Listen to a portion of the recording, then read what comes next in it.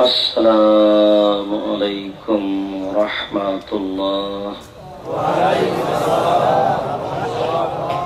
الحمد لله وحده والصلاة والسلام على من لا نبي بعده. أعوذ بالله من الشيطان الرجيم. وما آتاكم الرسول فخذوه وما نهاكم عنه فانتهوا. عن عائشة رضي الله تعالى عنها قالت قال رسول الله صلى الله عليه وسلم من أحدث في أمرنا هذا ما ليس منه فهو رد. رواه البخاري ومسلم. সম্মানিত উপস্থিতি, প্রশংসা আল্লাহর জন্য, শান্তি অবতীর্ণ হোক আল্লাহর রাসূলের উপর সাল্লাল্লাহু আলাইহি ওয়াসাল্লাম।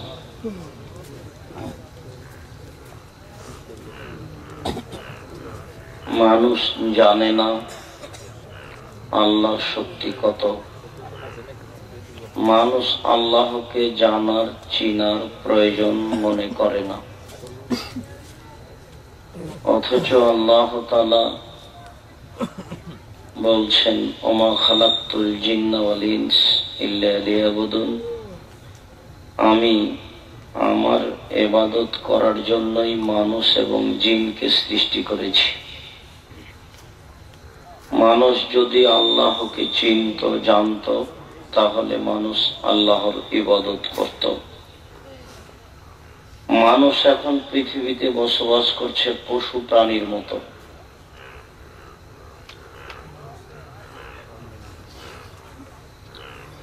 অথচ আল্লাহ তাআলা মানুষকে পশু প্রাণীর মতো হয়ে বসবাস করার জন্য সৃষ্টি করেননি।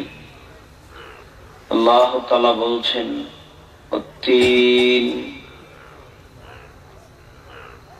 ডমর ফলের কসম, জাইতুন, জাইতুন ফলের কসম, ও তুর সিনিন, সাইনা পাহাড়ের কসম, ও হাদাল বালাদিল আমিন, এই মক্কা শহরের কসম। লাকাদ খালাকনাল ইনসানা ফি আহসানি তাকবীম, আমি মানুষকে অতীব উত্তম করে সুন্দর আকৃতিতে সৃষ্টি করেছি। আমি তার আকৃতি দিয়েছি সুন্দর, অতীব উত্তম করে সুন্দর করে সৃষ্টি করেছি। সুম্মা রাদাদনাহু আসফালা সাফিলিন, অতঃপর যখন আমার উদ্দেশ্য পূর্ণ হয়নি, আমাকে মানেনি, তখন আমি তাকে সর্বনিম্নে উল্টা ফিরিয়েছি। মানুষ যে পশু হয়ে যায় এ কথা মানুষ বুঝে না, যে আমি এখন পশু। মানুষ যে জ্ঞান শূন্য হয়ে যায়, মানুষ যে বুদ্ধি বিবেকহীন হয়ে যায়, মানুষ যে নিজেকে ভুলে যায়, এটা মানুষ বুঝে না। এ কারণেই তার ভুলে যাওয়া সহজ হয় এবং আল্লাহকে না চিনে তার চলা থাকা ফেরা সহজ হয়। আজকের এই দিনে বৈঠক রাস্তাঘাটে মানুষ ধরে না। আমি বুঝলাম যে আমি খুব দেরি করে এসেছি, আপনাদের ধৈর্যের চ্যুতি ঘটিয়ে এসেছি বলে আমিও মনে করছি, যদিচ আমি 1টার সময় গাড়িতে উঠেছি। তাহলে এখানে পৌঁছিতে মোটামুটি 9 ঘন্টা মতো লাগলো, বা 9.5 ঘন্টা। আমি এতে রাস্তাতেই আছি।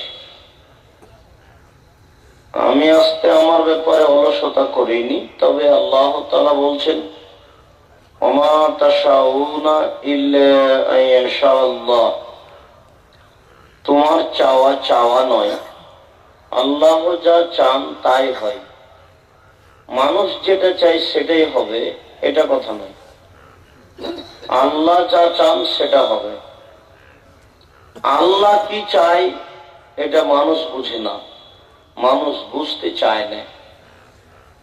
মানুষ এখন বসবাস করছে পশু প্রাণীর মতো হয়ে। এটা একটা দিনই বৈঠক। অন্তত 10 কিলোমিটার আশেপাশে যত নারী পুরুষ আছে সবার আসা উচিত ছিল। মানুষ এখন খেলতামশা, গান বাজনা, অন্যায় অবিচার, অশ্লীল কাজ, জেনা ব্যভিচারে মত্ত থাকাটাকেই বড় মনে করছে। এটাকেই সে সফল মনে করছে, এটাই তার সফলতা।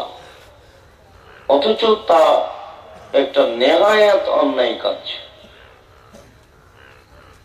মানুষ একদিন বুঝবে, যেদিন বুঝবে সেদিন বুঝে কোনো লাভ হবে না। যেদিন মানুষের চেতনা ফিরবে সেদিন ফিরে কোনো লাভ হবে না। মানুষের বিচার হবে, মানুষের তো বিচার হবেই, পশু প্রাণীরও বিচার হবে।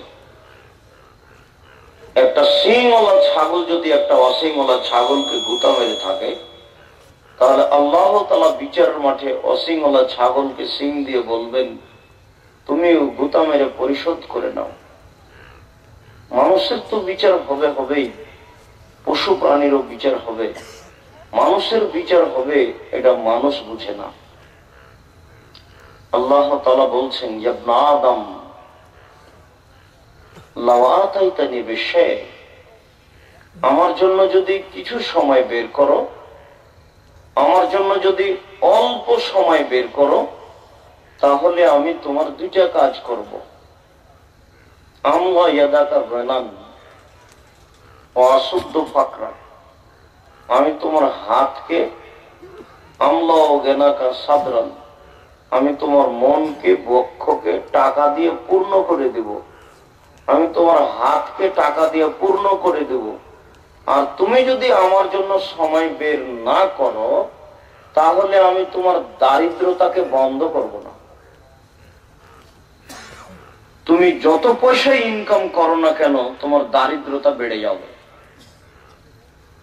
আল্লাহ তাআলা বলছেন, আদম সন্তান, আমার জন্য যদি কিছু সময় বের করো, তাহলে আমি অর্থ সম্পদ দিয়ে তোমার হাতকে পূর্ণ করে দেব আর তোমার দারিদ্রতা বন্ধ করে দেব।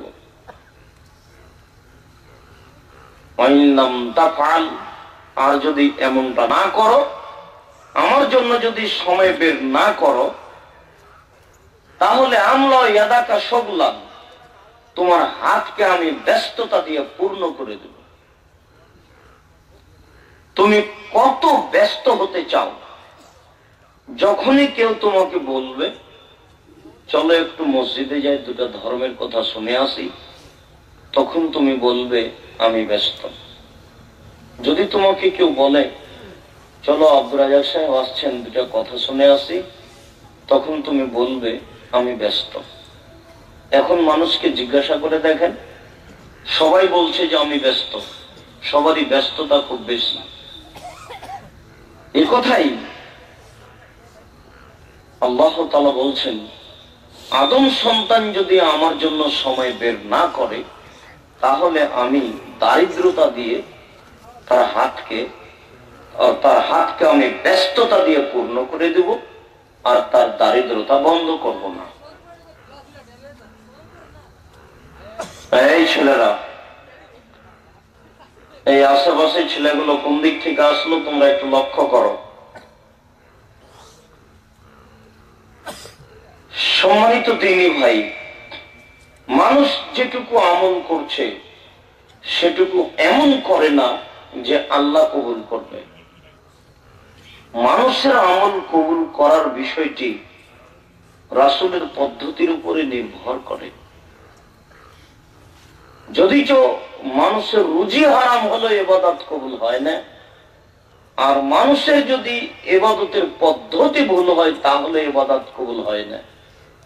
আল্লাহ রাসূল বলছেন, মান আওয়া মুহদাসান লা ইউকবালু আনহু আলা সারফ, আমালু আলা সার, যে ব্যক্তি বিদআত করে তার নফল ইবাদত কবুল হয় না, তার ফরজ ইবাদত কবুল হয় না। যদি আপনি হজ করতে গিয়ে একটা হজের সাথে 4-5টা উমরা করেন, তাহলে হজ আবার করতে হবে, হজ ওটা বাতিল হয়েছে। একটা হজের সাথে একটাই উমরা হয়, আপনি আবার কি করে এতগুলো উমরা করলেন? ছেলের জন্য একটা, মেয়ের জন্য একটা, বাপের জন্য একটা, মায়ের জন্য একটা, একবার টাকা খরচ করে গিয়ে সব করে নেবেন? ধর্ম কি কোনো হাতের ময়লা নাকি? এত সহজ মনে করছেন কেন? মানুষ যদি বিদআতকে আশ্রয় দেয় তাহলে তার ইবাদত কবুল হয় না, আর মানুষ যদি হালাল রুজি না খায় তাহলেও তার ইবাদত কবুল হয় না। আল্লাহ রাসূল তো বললেন, যে ব্যক্তি বিদআত করে তার নফল ইবাদত কবুল হবে না, তার ফরজ ইবাদত কবুল হবে না। তিনি এই কথা বলেন যে একজন ব্যক্তি সফরে আছে বিদেশে এবং বিপদগামী,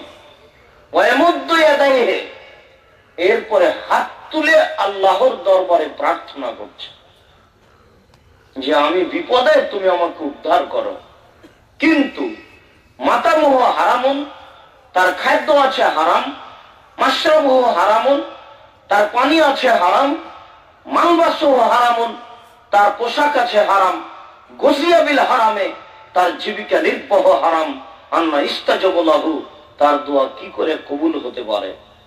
যদি পোশাক হারাম থাকে ইবাদত কবুল হবে না, যদি খাদ্য হারাম থাকে ইবাদত কবুল হবে না, যদি পানি হারাম থাকে ইবাদত কবুল হবে না। মানুষ যদি 200 টাকা দিয়ে একটা কাপড় কিনে, 199 টাকা আছে বৈধ, আর 1 টাকা আছে ওই ধান বিক্রি করা যেই ধানের ওসর বের করা হয়নি, 199 টাকা হচ্ছে বৈধ টাকা, আর 1 টাকা ওই ধান বিক্রি করা টাকা যে ধানের ওসর বের করা হয়নি। এই 200 টাকা দিয়ে একটা কাপড় কিনা হয়েছে, এই কাপড়টা যতদিন তার শরীরে থাকবে ততদিন তার ইবাদত কবুল হবে না বলে আল্লাহর নবী উল্লেখ করেছেন। তিনি বলেন, লা ইয়াদখুলুল জান্নাতা জাসাদ গুযিয়া বিল হারাম, ওই শরীর জান্নাতে যাবে না যেই শরীরে হারাম খাদ্য আছে। কুল্লু লাহমিন নাবাতা মিনাস সাবাত কানাতিন নারু আওলা বিহি, যেই শরীর হারাম উপায়ে বড় হয় সেই শরীর জান্নাতে যাবে না। বলছিলাম যে বিদআত করলে মানুষের ইবাদত কবুল হয় না, হারাম রুজি খেলেও মানুষের ইবাদত কবুল হয় না। রুজি হারাম, খাদ্য হারাম, কিভাবে হয়? সুদ খেলে হয়, ঘুষ দিলে হয়, ওসর যাকাত বের না করলে হয়, ডেস্টিনিতে চাকরি করলে রুজি হারাম হয়, জিজিএন লাইফ ইন্স্যুরেন্স এগুলোতে চাকরি করলে রুজি হারাম হয়, ঠেঙ্গামারা আশা দ্রাক এসব এনজিওতে চাকরি করলে রুজি হারাম হয়। অস্পষ্ট যেসব ব্যবস্থাপনা আছে উপার্জনের, এসব উপার্জনের ব্যবস্থাপনায় থাকলে রুজি হারাম হবে। তিনি বলেন, আল হালাল বাইয়িন, হালাল হচ্ছে স্পষ্ট, আল হারাম বাইয়িন, হারাম হচ্ছে স্পষ্ট। হালাল স্পষ্ট মানে ভ্যান চালিয়ে যে পয়সা উপার্জন হচ্ছে এটা আপনার হালাল, খান। আপনি আপনার জমিতে যে শস্য উপার্জন করছেন এটা আপনার হালাল, খান। যদিচ মানুষ এখন হজ করতে যেতে চাইলে অনেকে জমি বিক্রি করে যেতে চাচ্ছে, জমি আবার যেটুকু নিজে কিনেছে সেটুকু বিক্রি করবে না, তাতে তার সন্দেহ আছে। বাপের পৈতৃক সম্পত্তি যেটুকু পেয়েছে সেখান থেকে বিক্রি করে হজ করতে যেতে চাই। তার মানে সে এটা খুব ভালো বুঝে যে হারাম টাকা হলে হজ কবুল হবে না। কিন্তু এটাও বোঝা প্রয়োজন ছিল যে হারাম খাদ্য থাকলে ইবাদত কবুল হয় না। হজও একটি ইবাদত, হজ কবুল হবে না এই জন্য বৈধ টাকার প্রয়োজন। ইবাদত করলে বৈধ টাকার প্রয়োজন নেই, এ কথা বুঝলো কেন মানুষ? আল্লাহর নবী বলছেন যে হালাল হচ্ছে স্পষ্ট, হারাম ও বাইয়িন, হারাম হচ্ছে স্পষ্ট। সুদের টাকা হারাম, ঘুষের টাকা হারাম, ফাঁকি দিয়ে প্রতারণা করে ধোঁকা দিয়ে পয়সা উপার্জন করা হারাম, এসব পন্থায় পয়সা উপার্জন করা হারাম। হালাল স্পষ্ট, হারাম স্পষ্ট, অবাইনাহুমা মুস্তাবাহাতুন, এই দুটার মধ্যে একটা অস্পষ্ট জিনিস রয়েছে। লা ইয়ালামুহুন্না কাসীরুম মিনান নাস, বহু মানুষই সেটা জানে না সেটা হালাল না হারাম। যেটা হালাল এবং হালালের মাঝে আছে, হালাল এবং হারামের মাঝে আছে, এটা একটা খাদ্য, এটা অস্পষ্ট। 1 মিনিট ধরে নিলাম, এই ছেলে শোনো, আমি বলেছি তোমার ডেস্টিনির চাকরি হারাম, তোমার ডেস্টিনির ব্যবসা হারাম, আর এক হুজুর বলেছেন হালাল। তো এটা কি স্পষ্ট হলো না মধ্যে পড়ে গেল? মধ্যে পড়ে গেল। যদি আমার কাছে অস্পষ্টতা নেই, তোমার হুজুরের কাছে আছে, আমার কাছে অস্পষ্টতা নেই। কেন আমার কাছে নেই? আমার কাছে অস্পষ্টতা এই জন্য নেই যে 5,000 টাকা দিয়ে তুমি একটা চিটাগাঙে গাছ কিনেছ, ভালো কথা কিনেছ, তো তোমাকে আরো 2-4 জন সদস্য ঠিক করতে হচ্ছে কেন? কি ব্যাপার, এটা কেন? আচ্ছা, তোমার টাকা আসে কেন? কি কারণে তোমার কাছে টাকা আসে? মাসে মাসে 200-400 করে যে টাকা আসে, কেন আসে? তুমি কি চাকরি করো এখানে? ডেস্টিনির মালিক বলবে যে আমি 5,000 লোককে চাকরি দিলাম, তারাকে আমি 10,000 করে মাসে বেতন দিব, তারা আমার প্রচার করে বেড়াবে। যেমন ওষুধ কোম্পানিতে ওষুধ বিক্রি করে বেড়াচ্ছে, মাসিক বেতন পাচ্ছে, তো তুমিও মাসিক বেতন পাও। তো তোমার এভাবে টাকা আসে কেন? ওটা কিভাবে আসে টাকাটা তোমার কাছে? কলা কিনেছ 500 টাকা, সারাদিন বিক্রি করলে 700 টাকা হবে। এটা কিভাবে আসলো? 500 টাকা দিয়ে কিনেছিলাম, বিক্রি করলাম, তাই তো আসলো। তো তুমি যে 5,000 টাকা দিয়ে গাছ কিনেছো, ওটা কোথায় বিক্রি করলে যে টাকাটা বেশি হয়ে গেল? তুমি কি কানাকে হাইকোর্ট দেখাচ্ছ নাকি এই চাঁপাইনবাবগঞ্জের ভাষায়? তোমার কে বলে দিলে?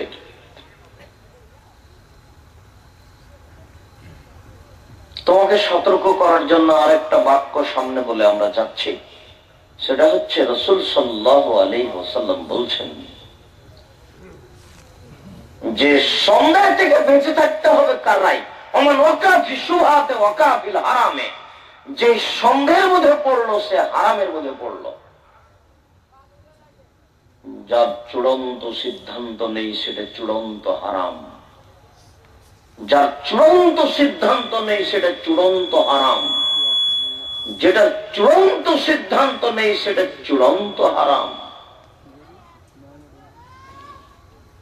আল্লাহ রাসূল বলছেন সন্দেহ থেকে বেঁচে থাকতে হবে কারাই, একটা রাখালের মতো। ইয়ারা হাওলাল হিমা, যে রাখালটি আইলে গরু চালাচ্ছে। আইল বুঝেন কি? আইল বুঝেন আপনারা? যে লোকটি আইলে গরু চালাচ্ছে, ইউসেক, সম্ভাবনা রয়েছে আয়ার তাফিহে, গরুতে ধানে মুখ দিতে পারে। যেহেতু গরুতে ধানে মুখ দিতে পারে, এই জন্য তুমি গরু আইলের পাশে চড়ায় না। এখনো বুঝতে পারেননি? আল্লাহর নবী বলছেন যে তোমরা গরু আইলে চড়ায় না। গরু আইলে চড়ালে কি সম্ভাবনা আছে? কোনো সময় ধানে গরুতে মুখ দিতে পারে। এই জন্য তুমি গরু আইলে নিয়ে যায় না, রাখালকে জি আইনকে। ও আচ্ছা, শুকরিয়া, জাযাকাল্লাহ খান। বলছিলাম যে রাসূল সাল্লাল্লাহু আলাইহি ওয়াসাল্লাম বলছেন একটা রাখাল যেমন আইলে গরু চড়া থেকে বেঁচে থাকে, কেন? সম্ভাবনা রয়েছে গরুতে ধানে মুখ দিতে পারে। অতএব তুমিও অস্পষ্ট উপার্জন করা থেকে বেঁচে থাকো, সেটা হারাম হতে পারে। হারাম উপার্জন করো না, হারাম থেকে তুমি বেঁচে থাকো। মানুষ বিদআত করলে ইবাদত কবুল হয় না মর্মে আল্লাহ তাআলা কঠোর কঠিন ভাবে বলছেন। আল্লাহ তাআলা বলছেন, ইয়া আইয়ুহাল্লাযীনা আমানু আতিউল্লাহ ওয়া আতিউর রাসূল ওয়া লা তুবতিলু আমালাকুম। হে মানুষ, তোমরা আল্লাহকে মান্য করো, রাসূলের আনুগত্য করো, ওয়া লা তুবতিলু আমালাকুম, তোমাদের আমলকে বাতিল করো না। তিনটি বাক্য। এক নম্বর বাক্য হচ্ছে আল্লাহকে মান্য করো, দুই নম্বর বাক্য হচ্ছে রাসূলের আনুগত্য করো, তিন নম্বর বাক্য হচ্ছে আমল বাতিল করো না। আগের দুইটা না টিকলে আমল বাতিল হবে। আগে এক নম্বরটা টিকে যেতে হবে, মানে আল্লাহকে মান্য করতে হবে। আল্লাহকে মান্য করতে হয় কিভাবে? কিভাবে আল্লাহকে মানা যায়? হাতের রাশি দেখে ভাগ্য পরীক্ষা করলে আল্লাহকে মানাটা কেটে যায়। হাত চালিয়ে ভাগ্য পরীক্ষা করলে আল্লাহকে মানাটা কেটে যায়। অষ্টধাতুর আংটি ব্যবহার করলে আল্লাহকে মেনে নেওয়াটা কেটে যায়, টিকে না। আল্লাহকে মান্য করা টিকে না। কালো রবার জাতীয় বালা হাতে ব্যবহার করলে আল্লাহকে মান্য করা কাজ টিকে না, কেটে যায়। তুলসী গাছে লাথি মারা যায় না, তুলে ফেলা যায় না, এমন মন্তব্য করলে আল্লাহকে মান্য করা কাজটা টিকে না, কেটে যায়। গরুকে লাথি মারা যায় না, এমন মন্তব্য করলে আল্লাহকে মান্য করা কাজটা কেটে যায়, টিকে না।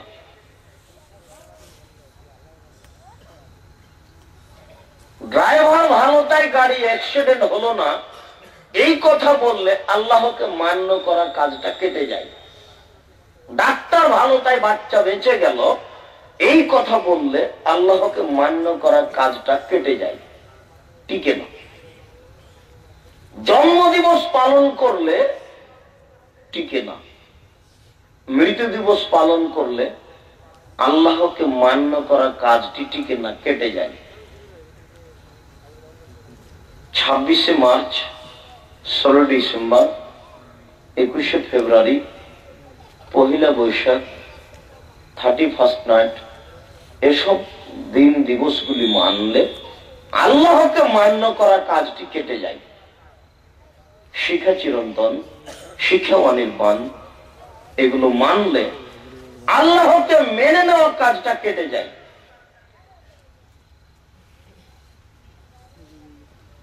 স্মৃতিশোধ পালন করলে, সংসদের নীরবতা পালন করলে,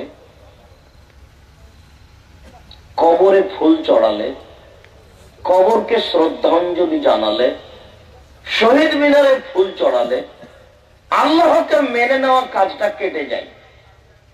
কবরের কাছে কিছু চাইলে, কবরের নিকটে মাথা নত করলে, কবরে সিজদা করলে, কোন পীরের কাছে বাচ্চা চাইলে, ছেলে চাইলে আল্লাহকে মেনে নেওয়ার কাজটা কেটে যায়। এক নম্বর, আল্লাহকে মান্য করো। দুই, রাসূলের আনুগত্য করো।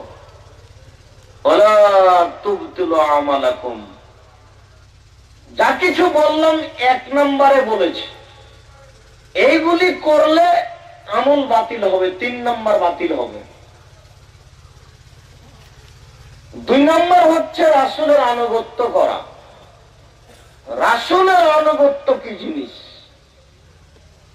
নতুন দোকান করেছেন, নতুন দোকান চালু করার জন্য 2 জন হাফেজিয়া মাদ্রাসা থেকে 2 জন ছেলে ডেকে নিয়ে এসেছেন। কোরআন তেলাওয়াত করছেন দোকানে কোরআন তেলাওয়াত করে উদ্বোধন করলে রাসূলের আনুগত্য কেটে যাবে। নতুন ঘরে কোরআন তেলাওয়াত করলে হুজুর দিয়ে, হাফেজ দিয়ে আল্লাহর আনুগত্য কেটে যাবে। এই ছেলে, পাশে কেউ কথা বলবে না, তোমরা যারা দায়িত্ব পালন করছো তারা একটু খেয়াল করো। বাম পাশে রাস্তা নাকি কোনো মানুষ হাঁটে নাকি, সেদিকে খেয়াল করো। আশেপাশে কোনো ছেলে যেন দাঁড়িয়ে না থাকে, কথা না বলে, এ ব্যাপারে তোমরা সোচ্চার হও। পাশে কথা বলছে, তোমরা এখানে আছো, এটা তোমাদের অযোগ্যতার প্রমাণ। কেন কথা বলবে? হিসাব করো না।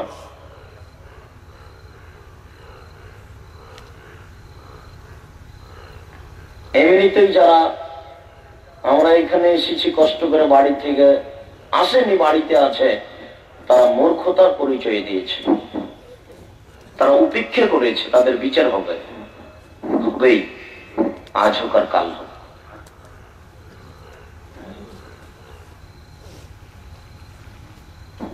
সম্মানিত দ্বীনি ভাই, রাসূলের আনুগত্য কেটে গেলে ইবাদত কবুল হবে না।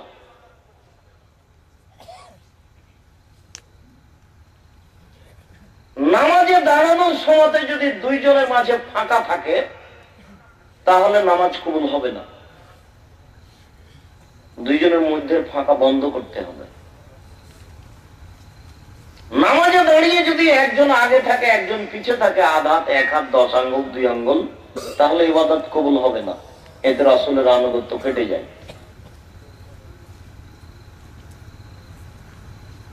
আযান দেওয়ার পরে যদি বলা হয় দুআতে যে ইন্নাকা লা তুখলিফুল মিয়াদ ওয়া দারাজাতার রাফিয়া, এই বাক্য যদি বলা হয় তাহলে রাসূলের আনুগত্য কেটে যাবে, ইবাদত কবুল হবে না। যোহর, আসর, মাগরিব, এশা, ফজর এসব সালাতের পূর্বে যদি বলা হয় নাওয়াইতু উসাল্লি 4 রাকাতিল লিজোহরে, জোহরের সালাতের 4 রাকাত নিয়ত করছি, এ মর্মে যদি কোনো বক্তব্য বা মন্তব্য পেশ করা হয় তাহলে ইবাদত কবুল হবে না। এতে রাসূলের আনুগত্য টিকে না। সবাই মিলে যদি কবরের চতুর্দিকে দাঁড়িয়ে হাত তুলে দোয়া করে তাহলে রাসূলের আনুগত্য কেটে যাবে, ইবাদত কবুল হবে না। সবাই মিলে যদি জানাজার পরে, সভা সমিতির পরে, বিবাহের পরে ঈদগাহের মাঠে দলবদ্ধভাবে হাত তুলে দোয়া করে তাহলে রাসূলের আনুগত্য কেটে যাবে, ইবাদত কবুল হবে না। ঈদের মাঠে গিয়ে যদি বলে আসেন আসেন নামাজ শুরু হতে যাচ্ছে, এই বলে যদি চিৎকার করে তাহলে ইবাদত কবুল হবে না, আনুগত্য কেটে যাবে। 15 শাবানে যদি কলকারখানা, অফিস আদালত, কোর্ট কাছারি, শিক্ষা প্রতিষ্ঠান সবকিছু বন্ধ করে গোসল করে আতর গোলাপ মেখে রাতে জেগে দিনে রোজা থাকে তাহলে ইবাদত কবুল হবে না, রাসূলের আনুগত্য কেটে যাবে।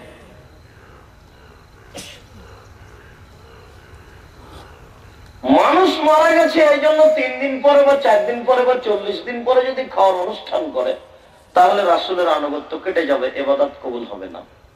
মানুষ মরার পরে যদি তার কবরে কোরআন তেলাওয়াত করে নেকি বক্সিয়ে দেয় তাহলে মানুষের ইবাদত কবুল হবে না, রাসূলের আনুগত্য কেটে যাবে।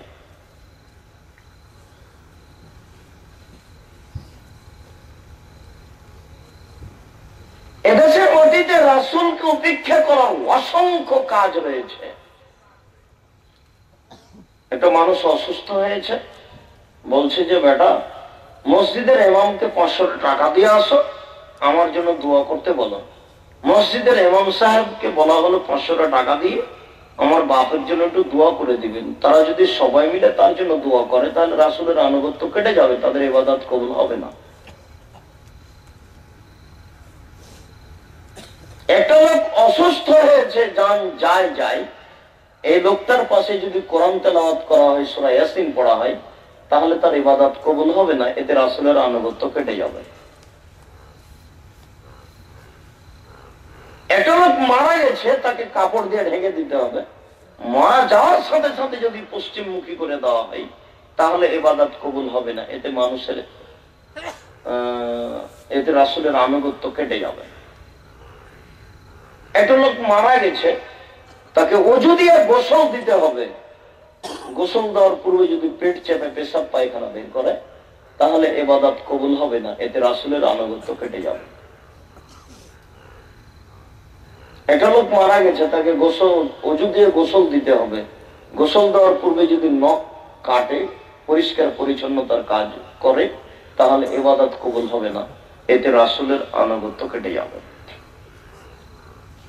সালাম ফেরার পরে পরে যদি মানুষ মাথায় হাত দেয় তাহলে রাসূলের আনুগত্য কেটে যাবে, এতে ইবাদত কবুল হবে না। সালাম যদি মানুষ এক হাতে না দিয়ে 2 হাতে দেয় তাহলে রাসূলের আনুগত্য কেটে যাবে, এতে ইবাদত কবুল হবে না। সালাম দেওয়ার পরে যদি মানুষ হাতখান আগে মুখে নেয়, মুখে চুমা দিয়ে বুকে লাগায় তাহলে মানুষের ইবাদত কবুল হবে না, এতে রাসূলের আনুগত্য কেটে যাবে। রোজা ইফতারের সময় যদি একটু দেরি করে ইফতার করে, যে পেট কি বের হয়ে যাচ্ছে, আমি কি পেটু, এ বলে যদি 2-1 মিনিট দেরি করে তাহলে রাসূলের আনুগত্য কেটে যাবে, এতে ইবাদত কবুল হবে না। তাড়াতাড়ি ইফতার করতে হবে, প্রয়োজনে 1 মিনিট আগে হয়ে যাবে, নির্ধারিত যে সময়সীমা দেওয়া আছে তার চেয়ে 1 মিনিট আগে ইফতার করতে হবে, পরে নয়। 1 মিনিট পরে ইফতার করলে ইবাদত কবুল হবে না, এতে আনুগত্য কেটে যাবে।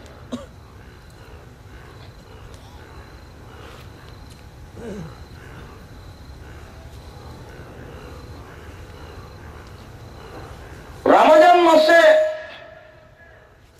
আযান ছাড়া মানুষকে ঘুম থেকে জাগানোর যে কোনো পদ্ধতি অবলম্বন করলে রাসূলের আনুগত্য কেটে যাবে, ইবাদত কবুল হবে না। সেটা আযান বলুক, কোরআন মাজিদ তেলাওয়াত করুক, বা মুখে ডাকুক, বা বাজনা বাজাক, বা সাইরিন বাজাক, যে কোনো পদ্ধতি অবলম্বন করলে ইবাদত কবুল হবে না, এতে রাসূলের আনুগত্য কেটে যাবে।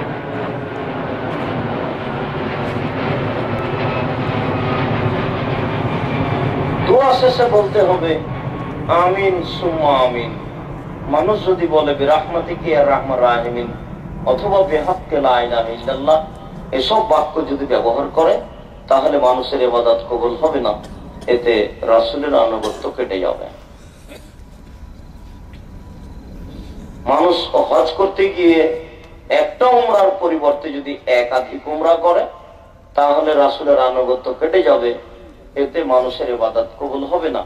আল্লাহ তাআলা বলেন, ইয়া আইয়ুহাল্লাযীনা আমানু, হে বিশ্বাসীগণ, আতিউল্লাহ, তোমরা আল্লাহকে মান্য করো, ওয়া আতিউর রাসূল, রাসূলের আনুগত্য করো, ওয়ালা তুবতিলু আমালাকুম, তোমরা তোমাদের আমলকে বাতিল করো না।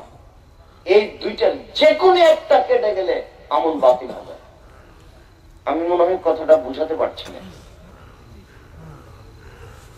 এটা কোরআন মাজিদের আয়াত, এখানে 3টা বাক্য আছে। 1 নম্বর বাক্য বলা হয়েছে যে আল্লাহকে মেনে নিতে হবে। আল্লাহকে মেনে নেওয়ার একটা ছোট অর্থ হলো শিরক করা যাবে না। বুঝতে পেরেছেন? যদি আপনি মায়ের কসম করেন, মায়ের কসম, তাহলে আল্লাহর আনুগত্য কেটে যাবে। যদি বলেন চোখের কসম, তাহলে আল্লাহর আনুগত্য কেটে যাবে। যদি আপনি মাদুলি তাবিজ ঝুলান গলায় হাতে মাঝে, তাহলে আল্লাহর আনুগত্য কেটে যাবে।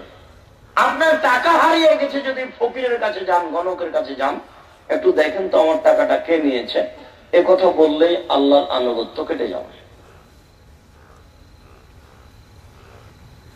বাড়ি থেকে বের হয়ে গেছেন, তারপরে কলমটা ভুলে গেছেন, বা একটা বই ছেড়ে এসেছেন, আহা পরীক্ষা দিতে বের হয়েছিলাম, এখন আবার বাড়িতে ফিরে যাব, কেমন হয়, না বাড়িতে ফিরে যাব না। বাড়িতে ফিরে যাওয়াটা কেমন মনে হচ্ছে, বাড়িতে ফিরে যাওয়া কেমন মনে হচ্ছে, এটা মনে করলে আল্লাহর আনুগত্য কেটে যাবে, ইবাদত কবুল হবে না। ফিরে যাওয়া কেমন মনে হচ্ছে, এটারই নাম হচ্ছে শিরক। কাজ গিয়ে দেখা গেল কাজ হলো না, তখন বলছেন কি ব্যাপার, কাজ হলো না কেন? আহা বাড়ি থেকে বের হয়েছিলাম, তখন অমুক মহিলার সাথে দেখা হয়েছিল, ওই মহিলার সাথে দেখা হওয়ার কারণে কাজটাই হলো না।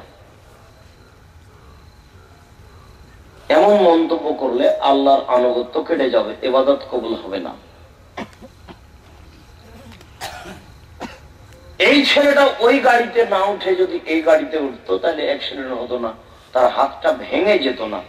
এরকম মন্তব্য করলে আল্লাহর আনুগত্য কেটে যাবে, ইবাদত কবুল হবে না। আল্লাহ তাআলা বলছেন, তোমরা আল্লাহকে মান্য করো, রাসূলের আনুগত্য করো, তোমাদের আমল বাতিল করো না। বলেন তো কিভাবে আমল, আল্লাহর আনুগত্য কেটে যায় কি করলে? শিরক করলে। বলেন তো আল্লাহর আনুগত্য কেটে যায় কি করলে? শিরক করলে আল্লাহর আনুগত্য কেটে যায়। রাসূলের আনুগত্য কেটে যায় কিভাবে? ইবাদত তার পদ্ধতিতে না করলে। রাসূলের আনুগত্য কিভাবে কেটে যায়? বলেন তো রাসূলের আনুগত্য কিভাবে কেটে যায়? ইবাদত তার পদ্ধতিতে না করলে। যতই ইবাদত করেন আপনি, টুঙ্গির আখেরি মুনাজাতই যথেষ্ট এই টুঙ্গি অবৈধ হওয়ার জন্য। টুঙ্গির ইজতেমা যে হারাম, টুঙ্গির ইজতেমা যে নাজায়েজ, টুঙ্গির ইজতেমা যে হারাম, টুঙ্গির ইজতেমা যে নাজায়েজ, এখানে যাওয়া যে পাপের কাজ, এই শেষ মুনাজাতই তার জন্য যথেষ্ট। এমন কোন মায়ের সন্তান কিয়ামত পর্যন্ত জন্ম নিবে না যে টুঙ্গির আখেরি মোনাজাতের বৈধতা দিতে পারে। চ্যালেঞ্জ করলাম দেশের সরকার সহ, দেশের আলেমুলামা সহ, অফিস আদালত সহ, হায়াত পর্যন্ত সময় থাকলো, দেখি কোন মায়ের ওটা জন্ম নিয়েছে। টুঙ্গির আখেরি মোনাজাত, টুঙ্গির মাঠে যাওয়া হারাম। টুঙ্গির এই মাঠে গেলে পাপ হবেই। টুঙ্গির আখেরি মোনাজাত যদি জায়েজ হয়, আল্লাহর নবী শেষ বৈঠকে আরাফার মাঠে ছিলেন, তখন লোক সংখ্যা ছিল 6 লক্ষ, তিনি হাত তুলে দোয়া করলেন না কেন? টুঙ্গির আখেরি মোনাজাতে যত মানুষ উপস্থিত হয়েছে, আপনার আরাফার মাঠে এবছর তার চেয়ে বেশি মানুষ ছিল।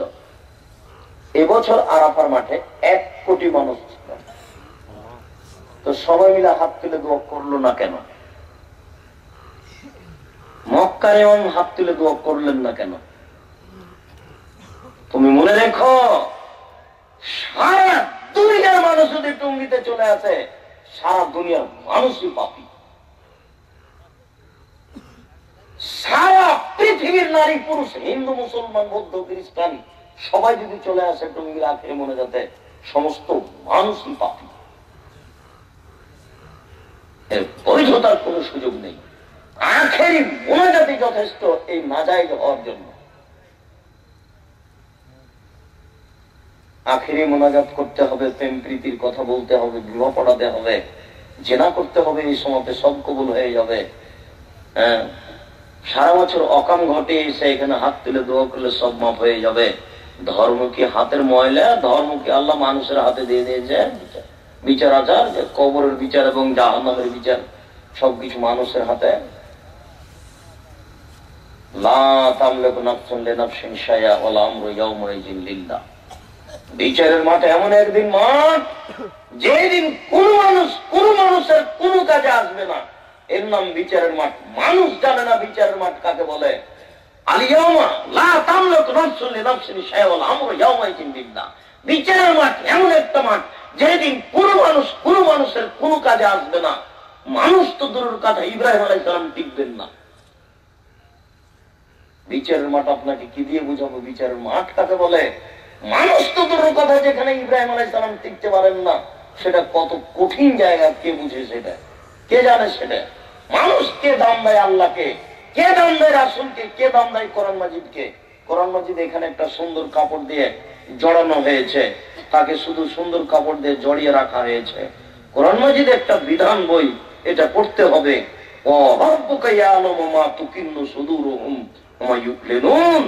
আপনার প্রতিপালক জানেন, আপনি যা অন্তরে গোপন রাখেন, যা প্রকাশ করেন। এরকম বাক্য কে পড়বে, কে বুঝবে? তিনি ছাড়া কোনো মাবুদ নেই। লাহুল হামদু ফিল উলা ওয়াল আখিরা, প্রশংসা তার শুরুতে, প্রশংসা তার শেষে। ওয়ালাহুল হুকমু ওয়া ইলাইহি তুরজাউন, ফয়সালা তারই চূড়ান্ত, পৃথিবীর সকল মানুষকে তারই কাছে ফিরে যেতে হবে।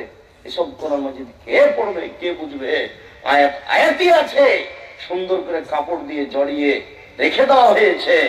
স্ত্রীকে যদি বলা হয়, আমি যদি বলি যে ভাই আপনি একটু আপনার বাড়ি থেকে কোরআন মাজিদটা এনে দেন তো, তখন আপনার স্ত্রী একবারে কাপড়ের সাথে হাতে কাপড় জড়িয়ে সম্মান করে কোরআন মাজিদ ধরে। কোনদিন কেউ পড়ে না।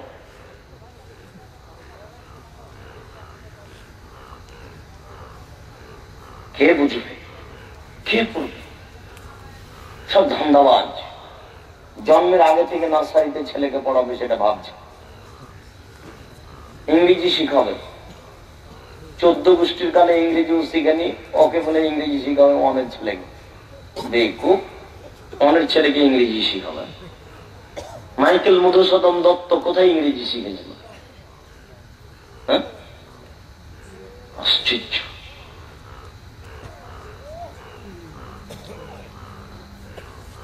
মানুষ বোকা হয়ে গেলে এরকমই হয়। বিদ্যা যখন উঠে যায় তখন এইভাবে উঠে যায়। কই কেউ তো পড়া প্রয়োজন মনে করে না, অথচ আল্লাহ তাআলা বলছেন আর রহমান আল্লামাল কোরআন। রহমান তিনি, যিনি কোরআন শিক্ষা দিয়েছেন। খালাকাল ইনসান, যিনি মানুষকে সৃষ্টি করেছেন। বিদ্যাই বলতে কোরআন, কোরআন ছাড়া কোনো বিদ্যা নেই। শিক্ষামন্ত্রী জানে না বিদ্যা কাকে বলে, শিক্ষামন্ত্রীকে আবার পড়তে হবে। শিক্ষামন্ত্রীর জানা নাই বিদ্যা কাকে বলে। জনাব, বিদ্যা যদি আপনি দেখাতে চান জাতির কাছে, তাহলে অন থেকে নিয়ে পিএইচডি পর্যন্ত সব জায়গাতে কোরআন রাখতে হবে, বাধ্য। এই স্কুলে ভর্তি হওয়ার জন্য যেটা 1 নম্বর সাবজেক্ট হবে সেটা হবে কোরআন। যার কোরআন মুখস্থ বেশি, যে কোরআন বেশি বুঝে, তারই রেজাল্ট ভালো, এটাতে আসতে হবে। এখানে চাকরি হবে 50 জনের, যে সবচেয়ে কোরআন মুখস্থ বেশি রেখেছে, কোরআন বুঝে, তার প্রাধান্য দেওয়া হবে চাকরিতে। তাহলে মানুষ কল্যাণ পেতে পারে। মাঠে ঘাটে, অফিসে, আদালতে, কোর্টে, কাচারিতে, শিক্ষা প্রতিষ্ঠানের বাড়িতে, প্রত্যেকটা জায়গাতে শুধু কোরআন তেলাওয়াত হতে হবে, কোরআন পড়তে হবে। তাহলে জাতির কল্যাণ হতে পারে, তাছাড়া কল্যাণ হতে পারে না। কি বুঝেন? এই যে একটা পাতা এখানে আমি বের করলাম, আল্লাহ তাআলা বলছেন, আপনি কি বুঝেন? ফাইজা জাআতুহুমুল হাসানাতু ক্বালু লানা হাযিহি ওয়া ইন তুসিবহুম সাইয়্যাতুন ইয়াতাইয়ারু বিমূসা। মূসা আলাইহিস সালামের লোকেরা খুব বদ ছিল। ওরা বলছে যদি বৃষ্টি হয়ে যায়, ভালো কিছু হয়ে যায়, তখন তারা বলতো এটা আমাদের ফল, এটা আমরা ভালো মানুষ তাই ফল। ওয়া ইন তুসিবহুম সাইয়্যা, আর যখন অনাবৃষ্টি হয়ে যায়, ঝড় বৃষ্টি চলে আসে, কোন সমস্যা চলে আসে, তখন সবে বলে ইয়াতাইয়ারু বিমূসা, মূসা বদ, মূসার কারণে এটা হলো, মূসা খারাপ, মূসার কারণে এটা হলো। কে বুঝবে কোরআন মাজিদে কি লেখা আছে? খোলার সাথে সাথে আপনাকে বুঝতে হবে আল্লাহ কি বলেছে। ছেলে মেয়ে, আপনাকে, আপনার স্ত্রীকে, আপনার বোনকে, প্রতিটা মানুষকে কোরআনের উপরে দখল আনতে হবে। যে কোনো জায়গা পড়বে ও বুঝবে, এমন একটা ক্ষমতা দাও প্রত্যেকটা মানুষকে। শিক্ষামন্ত্রীর প্রয়োজন ছিল। বিদ্যা কাকে বলে উনি কি জানেন? রবার্ট ক্লাবের পরিকল্পনায় বিদ্যা চলছে।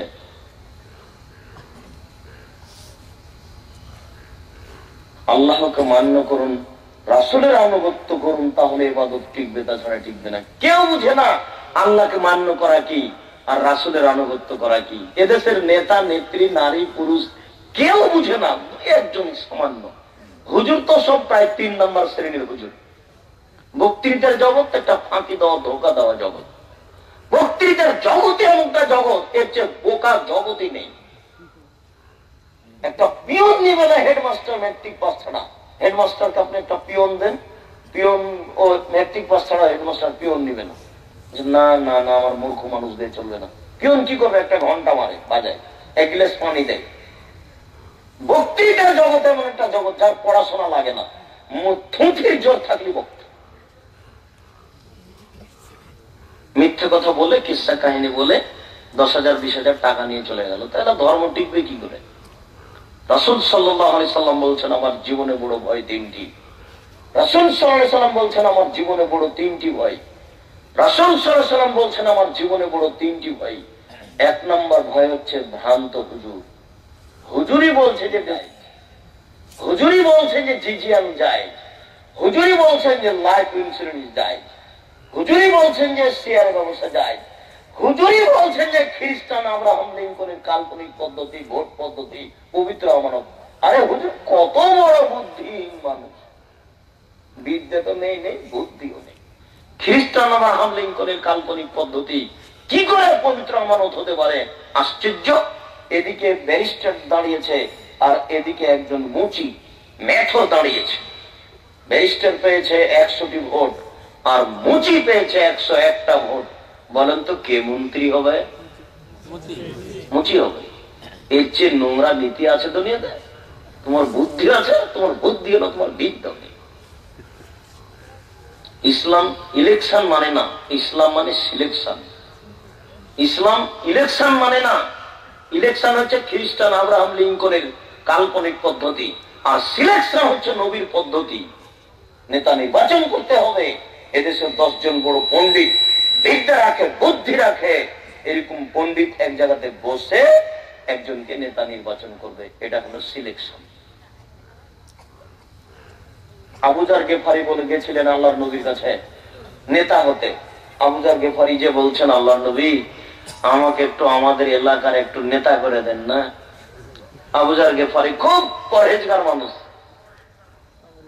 যার পিছনে জান্নাত ঘুরে বেড়াচ্ছে।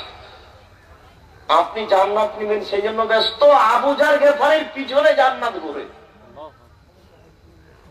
আবু যার গেফারি রাদিয়াল্লাহু তাআলা আনহু আল্লাহর নবীকে গিয়ে বলছেন যে আমাকে একটু নেতা করে দেন না আমাদের এলাকা। তখন আল্লাহ রাসূল বলছেন, আবু যার নেতৃত্ব খুব কঠিন মানব কাজ, তোমার হবে না, যে তুমি পারবা না। নেতৃত্ব খুব কঠিন কাজ, তুমি পারবা না, তোমার নেতা হওয়া হবে না। তুমি বুঝো না এটা। নেতৃত্ব সবার দিয়ে চলে না। খ্রিস্টান আব্রাহাম লিঙ্কনের পদ্ধতিতে চলে, সবার দিয়ে, মেথরেরও চলে, মুচিরও চলে। আবু যারের মতো লোককে আল্লাহ রাসূল নেতা করলেন না। পরহেজগারিতা দিয়ে নেতৃত্ব চলে না। পরহেজগারিতা দিয়ে, বুদ্ধি দিয়ে, বিদ্যা দিয়ে, মেজাজ দিয়ে, ক্ষমতা দিয়ে নেতৃত্ব চলে। ওমর দিয়ে চলে, আবু যার গেফারি দিয়ে চলে না। নেতৃত্ব কাকে দিয়ে চলে? ওমর রাদিয়াল্লাহু তাআলা দিয়ে চলে, আবু যার গেফারিকে দিয়ে চলে না।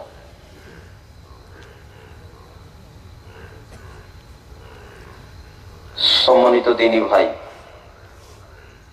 আল্লাহ তাআলা বলছেন, ওমা আতাকুমুর রাসূল ফাখুযুহু ওমা নাহাকুম আনহু ফান্তাহু। রাসূল যা দিয়েছেন তা তোমরা গ্রহণ করো, তিনি যা নিষেধ করেছেন তা বর্জন করো।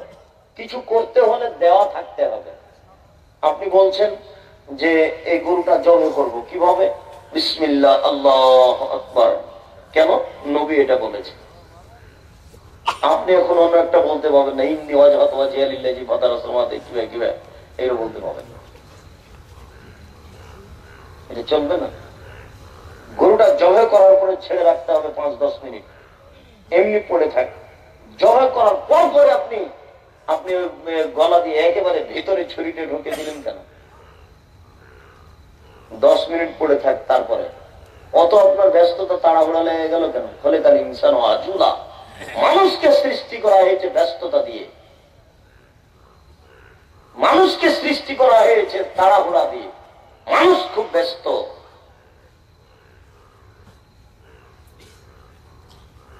সম্মানিত দিনী ভাই, আল্লাহ তাআলা বলছেন রাসূল যা দিয়েছেন তা গ্রহণ করো, তিনি যা নিষেধ করেছেন তা বর্জন করো। রাসূল দিয়েছেন এটা আপনি কিভাবে বুঝবেন, এটাও কঠিন। এদেশের মাটিতে রাসূলের নামে হাদিস ছড়ানো আছে প্রায় 3 লক্ষ, যেগুলো রাসূল বলেন। এদেশের মাটিতে প্রায় 3 লক্ষ মানুষের বানানো হাদিস আছে যেগুলো রাসূল বলেন। আয়েশা রাদিয়াল্লাহু তাআলা আনহা বলেন রাসূল সাল্লাল্লাহু আলাইহি সাল্লাম বলেছেন, মান হাদাসা ফি আমরিনা হাযা মা লাইসা মিনহু ফাওয়ারাদ। আমার শরীয়তে কেউ যদি নতুন কাজ করে, সেটা যদি আমার শরীয়তের অন্তর্ভুক্ত না হয়, তাহলে তা হবে পরিত্যাজ্য। আল্লাহুম্মা সাল্লি আলা সাইয়্যিদানা মাওলানা নবিয়ানা মুহাম্মদ, এগুলো দুরূদ কিনা দেখতে হবে, এগুলো দুরূদ নয়। বালাগাল ওলা বিকামালিহি কাসাফাত দুজা বিজামালিহি হাসানাত জামিউ খিসালিহি সাল্লু আলাইহি ওয়া আলিহি। আল্লাহকে সন্তুষ্ট করার জন্য রাসূলের এই সঙ্গীত এই নামে বলা যাবে না, এই দুরূদ চলবে না। একটাই দুরূদ আছে, দুরূদে ইব্রাহিম, এছাড়া আর কোন দুরূদ চলে না। সাহাবীগণ বলছেন যে আপনি যে বারবার বলছেন যে আমার উপরে দুরূদ পড়ো, আমার উপরে দুরূদ পড়ো, আমার উপরে দুরূদ পড়ো, তো আপনাকে তো আমরা সালাম দিতে জানি, আপনার উপরে দুরূদ পড়বো কিভাবে সেটা তো জানি না। তখন আল্লাহ রাসূল বলেন যে কুলু, তোমরা বলো আল্লাহুম্মা সাল্লি আলা আল্লাহুম্মা বারিক আলা, যার নাম দুরূদে ইব্রাহিম। আল্লাহুম্মা সাল্লি আলা সাইয়্যিদানা মাওলানা নবিয়ানা মুহাম্মদ, ইয়া আল্লাহ ইয়া হাবিব আল্লাহ, এসবগুলো যে বলছে অযথা। তারপরে যে আল্লাহ আল্লাহ আল্লাহু, নানান ভাবে নোংরা পদ্ধতিতে জিকির করছে, এগুলো হচ্ছে আপনার নতুন কাজ। শরীয়ত সবাই মিলে বসে জিকির করছে, জিকিরের এক এক জায়গায় এক এক রকম পদ্ধতি। বহু মানুষ জিকিরের, তাদের আবার ইবাদত করা লাগে না, রাতের অন্ধকারে জিকির করলেই হয়। রাতের অন্ধকারে জিকির চলবে না, ইবাদতই করতে হবে। এই জিকির না যায়, এই জিকির হারাম, এই জিকির বিদআত, এই জিকির ইবাদত কবুল হবে না। এই জিকির করলে মানুষ মুসলমান থাকে না। রাসূল সাল্লাল্লাহু আলাইহি সাল্লাম বলেন, মান আমিলা আমাল লাইসা আলাইহি আমরুনা ফাহুয়া রাদ্দুন। কেউ যদি কোনো আমল করে, সেই আমলের উপরে যদি আমার নির্দেশনা না থাকে, তাহলে সে আমল বাতিল, সে আমল পরিত্যাজ্য, সে আমল কবুল হবে না। আবু হুরায়রা রাদিয়াল্লাহু তাআলা আনহু বলেন রাসূল সাল্লাল্লাহু আলাইহি ওয়াসাল্লাম বলেছেন, কুল্লু উম্মতি ইয়াদখুলুনা জান্নাহ ইল্লা মান আবা। সব মানুষই জান্নাতে যাবে, তবে যে আমাকে মানে না। সব মানুষই জান্নাতে যাবে, তবে যে আমাকে মানে না। কি না মানাবা ইয়া রাসূলুল্লাহ, কে অস্বীকার করে আপনাকে? আল্লাহ রাসূল বললেন, মানা তানি দাখালাল জান্নাহ ওয়া মানা সানি ফাকাদ আবা। যে আমার আনুগত্য করে সে আমাকে মানলো, যে আমার নাফরমানি করলো সে আমাকে অস্বীকার করলো। যে আমার আনুগত্য করলো না, যে আমার নীতিকে মানলো না, সে আমার আনুগত্য করলো না। অকিয়া আহলে হাদিস বলে, যেই বলে ফাঁসির মঞ্চে যেতে রাজি আছি, জোরে আমিন বলবই, এর নাম আনুগত্য? ফাঁসি হয়ে গেল, চুপে আমিন বলবো না। চুপে আমিন বলার দুনিয়াতে কোনো হাদিস নাই, ধীরে বলার একটা হাদিস আছে, জয়ীফ হাদিস, এইভাবে বলতে হবে। অন্তত কেউ যদি জয়ীফ হাদিস মানে চুপে আমিন বলার, তাহলে এইভাবে বলতে হবে। কিন্তু একেবারে নীরব থেকে যাওয়ার হাদিস দুনিয়াতে নেই। চুপে চুপে আমিন বলার একটা, ধীরে আমিন বলার একটা হাদিস আছে। খাফা বিহা সাউতাহু, আওয়াজ নিচু করলেন এইভাবে, অন্তত। আর জোরে বলবেন, কত হাদিস নেবেন জোরে আমিন বলা? জোরে আমিন শব্দ শুনে ইহুদি চটে যায়। কেউ যদি আমিন জোরে শুনে রাগ করে, তাহলে বুঝতে হবে এর ভিতরে ইহুদির বৈশিষ্ট্য আছে। একাধিক সহিহ হাদিস। আমিন শব্দ জোরে শুনে যদি খারাপ লাগে, খারাপ লাগাটাই হচ্ছে ইহুদিদের নীতি। আল্লাহর রাসূলের আনুগত্য করে না মানুষ, রাসূলের আনুগত্য করা প্রয়োজন মনে করে না মানুষ। ইকামত শুরু হবে মানে মানুষ দাঁড়াবে, মাঝারি মসজিদে আছে আছেই, আহলে হাদিস মসজিদে আগে ইমাম সাহেব বলছেন, মুয়াজ্জিন বলছে যে আপনারা দাঁড়ান, উঠেন, কাতার সোজা করেন। কাতার যখন সোজা হয়ে গেছে তখন ইকামত দিচ্ছে। ইকামত দিচ্ছেন কেন এখন? এখন আপনি ইকামত দিচ্ছেন কেন? এইটুকু হুঁশ জ্ঞান নাই, বুদ্ধি নেই? ইমাম সাহেব বলবেন ইকামত দেন, তখন ইকামত শুরু হয়ে যাবে, সবাই দাঁড়াবে। ইকামত মানে দাঁড়ান। দাঁড়িয়ে যে ইকামত কেন? কত অন্যায়! ইমাম সাহেব পশ্চিম দিকে মুখ করে আছে, এখন ময়লা সবুজ রঙের চাদর পড়ে আছে ইমামতির ওখানে, বাইসাত। এবারে ইকামত শুরু হওয়ার আগে থেকে আগে দিয়ে ওইটা মাথায় জড়াচ্ছে। জড়াতে জড়াতে যখন ওই মুয়াজ্জিন ইকামত দিতে দিতে যখন কাদ কামতি সালাত গেছে, তখন বলছে আল্লাহু আকবার। শেষই করেনি, আল্লাহু আকবার বলছে। কত বড় অযোগ্য ইমাম, কত বড় অযোগ্য ইমাম, কত বড় মূর্খ ইমাম, কত বড় অজ্ঞ ইমাম, কত বড় মূর্খ ইমাম। দুইজন মানুষ থাকলে ইমাম সাহেব মুক্তাদির দিকে মুখ করে বলতে হবে কাতার সোজা করুন, তারপরে আল্লাহু আকবার বলবেন। বহু মানুষ তো দূরের কথা, যদি দুইজন থাকে, দুইজন, তবু বলতে হবে কাতার সোজা করুন। আপনার চেয়ে সাহাবীগণ অনেক সচেতন, আপনার চেয়ে সাহাবীগণ অনেক সচেতন, আপনার চেয়ে সাহাবীগণ নবীকে অনেক বেশি মানতেন। তাহলে একটা মানার বাস্তব বুখারী মুসলিমের হাদিস দেখাই। রাসূল নামাজ শুরু করেছেন তো জুতা পায়ে দিয়ে নামাজ শুরু করেছেন। জুতা পায়ে দিয়ে নামাজ পড়া যায়, তো জুতাতে ময়লা ছিল, ময়লা, পেশাব পায়খানা কিছু ছিল। তো জিবরাইল আলাইহিস সালাম এসে বলছেন জুতা খুলুন, জুতা খুলে ফেলেন, জুতাতে ময়লা আছে। তো আমাদের নবী জুতা খুলে দিয়েছে। সাহাবীগণ ওই নামাজের অবস্থাতে জুতা খুলে দিয়েছে। এখন সালামের পরে আল্লাহ রাসূল বলছেন কি ব্যাপার, তোমরা জুতা খুললে কেন? এই যে আপনাকে দেখলাম নামাজের মধ্যে আপনি খুলে দিয়েছেন, সেজন্য আমরা খুলে দিই। আল্লাহ রাসূল বলছেন আরে না না, জিবরাইল আমাকে এখন বললো যে আপনার জুতাতে ময়লা আছে, এই জন্য আমি খুলেছি, তোমরা খুললে কেন?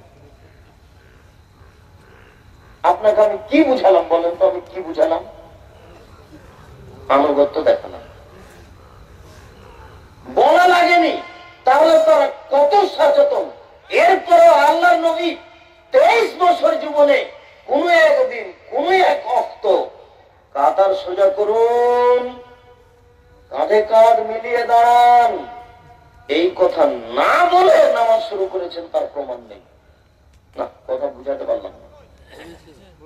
সাহাবীগণ এত সচেতন হওয়ার পরেও 23 বছর জীবনে কোন একদিন কোন এক অক্ত বলেননি যে কাতার সোজা করুন, নামাজ শুরু করে দিয়েছেন, এটা ঘটেনি। কথা আমার বুঝতে পারেননি?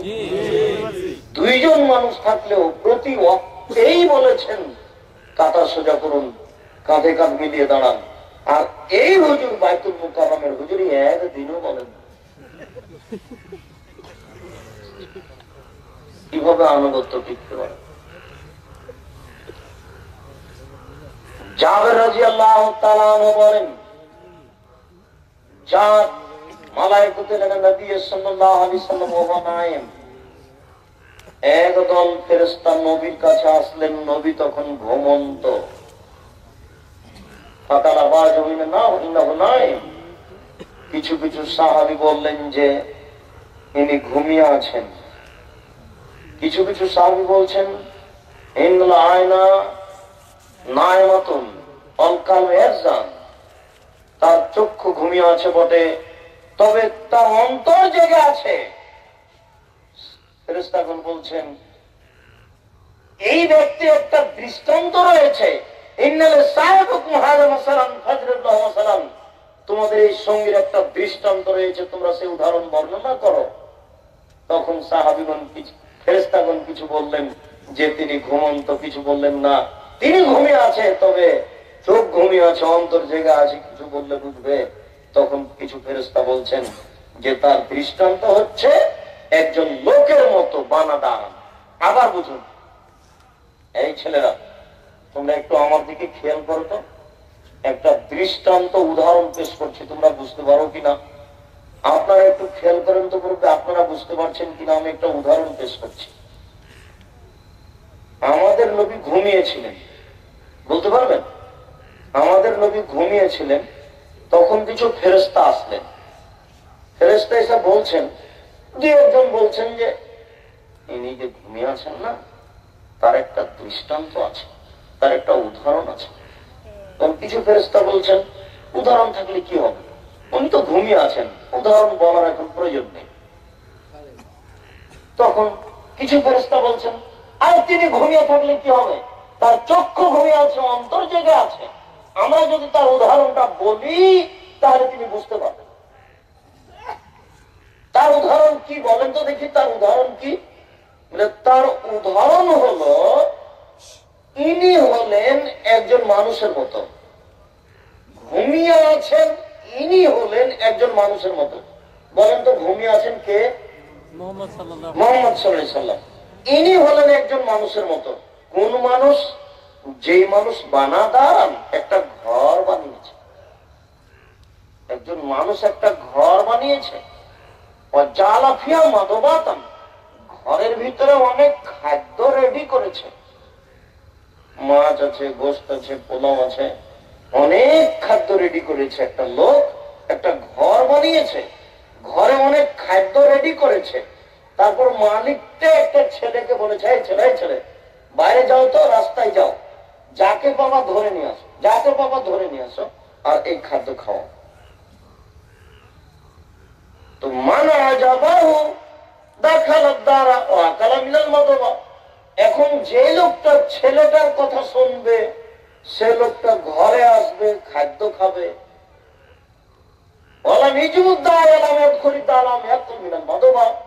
যে লোকটা ছেলেটার কথা শুনবে না, সে ঘরে আসবে না, সে খাদ্য খাবে না। ফেরেশতাগণ বলছেন যে কিভাবে যে বললেন উদাহরণ বুঝতে পারলাম না, উদাহরণটা যে কিভাবে বললেন বুঝতে পারলাম না, আরো বুঝিয়ে বলেন তো। তখন বাকি ফেরেশতা বলছেন, আরে শোনেন শোনেন, ঘরটা হলো জান্নাত। ঘরটা কি? ঘরটা হলো জান্নাত। আর যিনি ডেকে বেড়াচ্ছেন উনি হচ্ছেন মুহাম্মদ সাল্লাল্লাহু আলাইহি ওয়াসাল্লাম। যেই ব্যক্তি মুহাম্মাদের কথা শুনবে, সে ব্যক্তি জান্নাতে চলে আসবে, খাদ্য খাবে। আর যে ব্যক্তি মুহাম্মাদের কথা শুনবে না, সে ঘরে আসবে না, খাদ্য খাবে না। তাহলে ঘরটা হলো জান্নাত, আর যিনি ডেকে বেড়াচ্ছেন তিনি হলেন মুহাম্মদ সাল্লাল্লাহু আলাইহি ওয়াসাল্লাম। মুহাম্মাদুন ফারকুন বাইনান নাসে, মুসলমান এবং কাফের মধ্যে পার্থক্যকারী হচ্ছেন মুহাম্মদ সাল্লাল্লাহু আলাইহি ওয়াসাল্লাম। মুহাম্মদকে মানে যারা, তারা হলো মুসলমান, মুহাম্মদকে মানে না যারা, তারা হলো কাফের। খোলাখুলি কথা। এবার শোনেন আরেকটা। আনাস রাদিয়াল্লাহু তাআলা আনহু বলেন, জাআত সালাসাতু রাহাতিন ইলা নবী সাল্লাল্লাহু আলাইহি সাল্লাম, তিনজন লোক নবীর নিকটে আসলেন। অহম ইয়াসালুন আন ইবাদাতিন নবী সাল্লাল্লাহু আলাইহি সাল্লাম, তারা রাসূলের ইবাদত সম্পর্কে জানতে চায়। তারা বলছে এসে যে একটু রাসূলের ইবাদতটা বলেন তো। ওই সময় রাসূল বাড়িতে ছিলেন না, হয়তো আয়েশা রাদিয়াল্লাহু তাআলা না বলেছেন বা কেউ বলেছেন, হ্যাঁ রাসূল রাতে তাহাজ্জুদ পড়তেন 8 রাকাত, ঘুমিয়ে থাকতেন, মাঝে মধ্যে সিয়াম পালন করতেন, এরকম। তো তারা রাসূলের ইবাদত শুনে তারা বলছে যে না, হবে না, কান্নাহু তাকাল্লুহা, রাসূলের সময় ইবাদত আমাদের করে হবে না, আমাদের বেশি করতে হবে। কেন? ইন্নাল্লাহা কাদ গাফারাল্লাহু লাহু মা তাকাদ্দামা মিন যামবিহি ওয়া মা তাআখারা। আরে রাসূলের তো আগের পাপও ক্ষমা, পরের পাপও ক্ষমা। রাসূলের কোনো পাপই নেই, আমাদের পাপ আছে। রাসূলের সমান ইবাদত করলে কি হবে? রাসূলের চেয়ে বেশি করতে হবে। বুঝতে পারলেন না মনে হয়? তিনজন মানুষ রাসূলের বাড়িতে এসেছিলেন, তখন রাসূল বাড়িতে ছিলেন না। তো বাড়িতে যারা আছে তারাকে জিজ্ঞাসা করেছেন, একটু ইবাদত সম্পর্কে বলেন তো। আয়েশা রাদিয়াল্লাহু তাআলা বলেছেন ইবাদত হচ্ছে এই এই এই। তখন তার তিনজন বলছেন, না না না, হবে না, এইভাবে ইবাদত করে আমাদের হবে না, রাসূলের সমান ইবাদত করে আমাদের হবে না। কেন হবে না বলেন তো? রাসূলের সমান ইবাদত করলে কেন হবে না? এই জন্য যে রাসূলের আগের পরের সব পাপ ক্ষমা। আমাদের তো আর ক্ষমা হয়নি, আমাদের একটু বেশি করতে হবে। ফাকালা আহাদুহুম, তিনজনের একজন বলছে আম্মা আনা ফাউসাল্লি লাইলা আবা, আমি সারা রাত তাহাজ্জুদ পড়ব।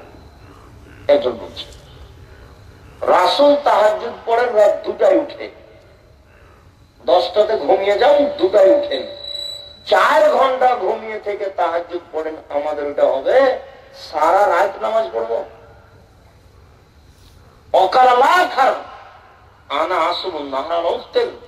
দ্বিতীয় জন বলল প্রতিদিন রোজা থাকবো, সিয়াম পালন করবো, একদিন ছাড়বো না। আমি বিবাহ করবো না, বিবাহ থেকে বিচ্ছিন্ন থাকবো, বিবাহ ইবাদতের ক্ষতি করে। শুনুন, তিনজনের উদ্দেশ্য ভালো। যে ব্যক্তি রাতে তাহাজ্জুদ পড়বে, সারা রাত নামাজ পড়বে, যে ব্যক্তি রোজা থাকবে প্রতিদিন, এটাও ভালো কাজ। যে ব্যক্তি বিবাহ করবে না ইবাদতের জন্য, এটাও ভালো কাজ। আল্লাহ রাসূল বলছেন, শোনো, আনতুম কুলতুম কাযা ওয়া কাযা, তোমরা তিনজন এখনই এই মন্তব্য করলে, পৃথিবীতে আমি তোমাদের সবার চেয়ে বড় পরহেজগার, আমি তোমাদের সবার চেয়ে বেশি আল্লাহকে ভয় করি। মনে রেখো, পৃথিবীতে সবচেয়ে বড় পরহেজগার আমি। সময়ে নিজের পরিচয় দেওয়া লাগে।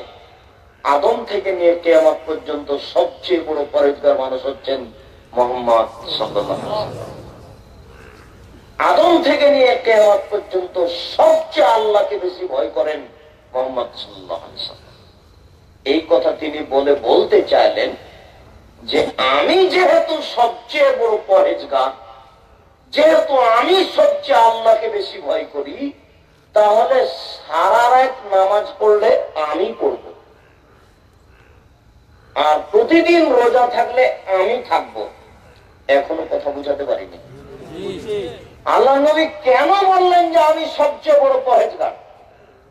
তার মানে সারা দিন প্রতিদিন রোজা থাকলে কোন ব্যক্তি থাকবে? যে বড় পরহেজগার।